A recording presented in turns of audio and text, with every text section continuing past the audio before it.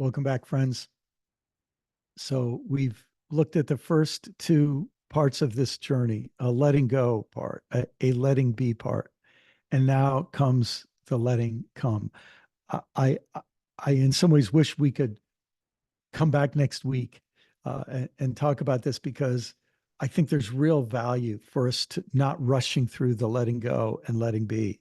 So again, this is just maybe to prepare us because we don't want to we don't want to miss the transformation that we need from that dark night of the soul, from that hitting bottom, from that letting be. Letting come involves envisioning multiple ways forward and deciding how we want to show up, whatever scenario unfolds. Um, so we start to think we don't know for sure. Remember, a huge part of really doing the work of the letting be part of the process is acknowledging we don't know as much as we think we do. There might be a lot of things we're really sure of that are flawed, um, but so we don't know if our civilization is how far along it is in this process. We're just too close to see. And we don't know the surprises that might happen next week or next month.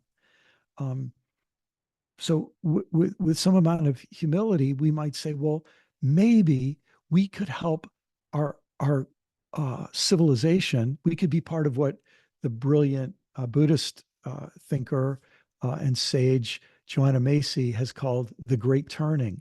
We could be part of helping people have a deep change in our value system and in our way of understanding a relationship with the earth and with each other.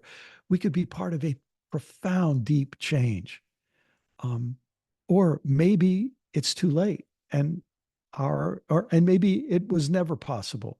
Maybe our civilization and our species is too arrogant and too ignorant to learn what it needs to learn in time. And so the great turning isn't going to turn our civilization. It's going to just be a turning of some minority of us, whether it's 1% or 5% or 25%, but some percentage of us are going to have a turning. And our insights will be important to contribute to a rebirth after a collapse or to how we survive after some sort of a collapse. Um, and I have come to understand and feel and see that one of the things that changes as we go through this process is our commitment to an ethic, to a way of life. Now, if you took a basic course in ethics, you might have been exposed to three major approaches to ethics. First is duty or rule based ethics. This is sometimes called deontological ethics. But the idea here is that what is right is what fulfills the rules and fulfills the duties. And duties and rules are primarily articulated by authority figures. In other words, if somebody gives us some rules or duties and we don't trust or respect them, then nobody will follow them. So there is a sense that duties and rules are inseparable from authority figures who and authoritative institutions. And you know, a lot we're seeing a lot of problems with our institutions these days, and people just say, "Oh yeah, burn them down, let them all fall down." They don't understand when you lose any sense of authority and trust, nobody can tell you what's right or wrong. Nobody can tell you to care about the truth as opposed to a lie. If people just prefer a lie, then they will follow any liar who tells them. And you understand what I'm speaking about in my setting. And it's springing up in many places in the world. So, duty or rule based ethics have a deep history and tradition and great survival value. Um, Second are outcome based. These are often called sequentialist ethics or utilitarian ethics. But the idea here is we think pragmatically. We think, what outcomes do we desire? What kind of people do we need to achieve those kinds of outcomes? And so we develop an ethic based on desired outcomes. So you have rule-based, outcome-based, and then virtue-based ethics. These are often associated, especially with Aristotle. But the idea here is that we make determinations on the kinds of human beings we want to be. And those determinations of the virtues that we want to be loyal to and embody, that we want to be faithful to, um, those determine how we act. And we will act according to those virtues, even if it doesn't turn out well for us in terms of outcome. And even if other people might condemn us, they don't, because they're working on a different set of rules. So you can see how each of these three, and I'm not about to tell you one of these is good and the others are bad. I think there are strengths and perhaps weaknesses to each of them. But I think one of the things that we're dealing with right now is that we have been a very outcome based ethical society. We've been very oriented toward outcomes. And what happens when we stop losing a sense that the outcomes we desire are within reach? I think this creates a huge moral crisis for us. And when you put that together with many of our institutions failing us, then we don't know who to trust to tell us what our duties and rules should be. And at a moment like this, I think virtue-based ethics becomes even more important. You might think of it like this: when your faith fails, and faith is often related to authoritative institutions, people and hierarchies you trust. And when your hope fails, hope is often related to desired outcomes. When your faith and hope fail, what can you fall back on? And an environmental activist named Derrick Jensen, I think, nailed this. People ask him, "Why do you keep trying? Why are you an activist?" And Jensen says, "Because I'm in love with salmon, with trees outside my window, with baby lampreys living in a sandy stream bottoms, with slender salamanders crawling through the duff. And if you love, you act to defend your beloved." Of course, results matter to you, but they don't determine whether or not you make the effort. You don't simply hope your beloved survives and thrives. You do what it takes. If my love doesn't cause me to protect those I love, it's not love. And my sense is that part of the letting come process is for each of us to rediscover the values of deep virtues that we want to be committed to together.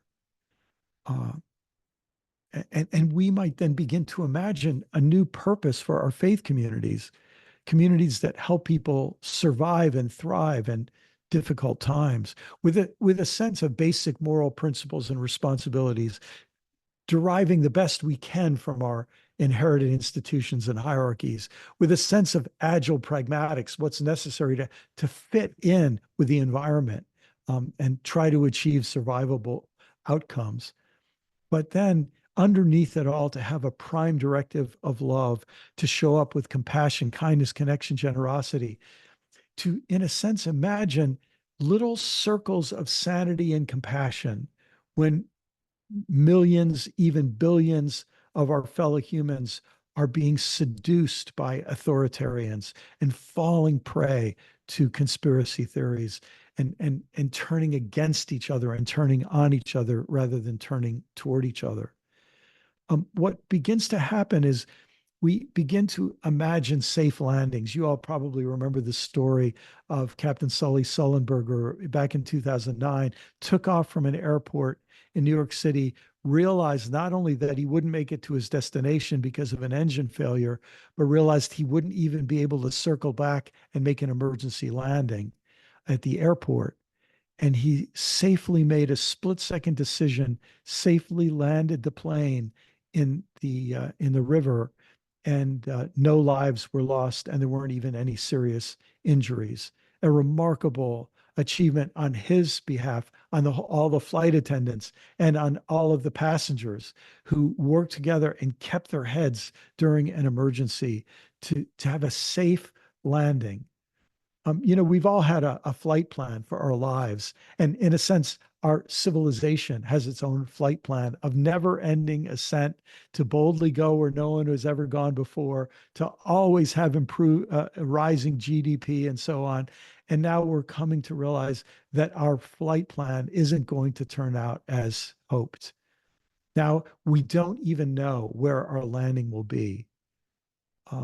If you follow what I'm saying in this book, that we might have a collapse avoidance, we might have collapse rebirth, collapse survival, or collapse extinction.